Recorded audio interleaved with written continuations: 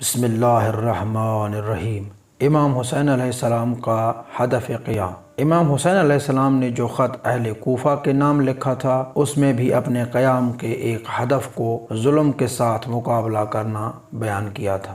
سب آگاہ ہو جاؤ کہ اس ابن زیاد حرام زادے فرزند حرام زادے نے مجھے دو چیزوں کے درمیان لا کر کھڑا کر دیا ہے، یا شمشیر کے ساتھ جنگ کے لیے تیار ہو جاؤں یا ذلت کا لباس پہن کر یزید کی بیعت کر لوں۔ حالانکہ ذلت ہم اہل بیت علیہ السلام سے بہت ہی دور ہے، اسی لیے خداوند رسول خدا صلی اللہ علیہ وآلہ وسلم مومنین اور پاک و مطہر آغوش کی جس میں ہماری پرورش ہوئی ہے اور غیرت مند پاک مرد ہمیں اس طرح کی اجازت نہیں دیتے کہ ہم ذلیل اور پست انسانوں کی بیعت کے ساتھ مرنے پر ترجیح دیں۔ تم یہ جان لو کہ میں انصار اور اصحاب کم ہونے کے باوجود بھی تم سے حق کے لیے جنگ کروں گا۔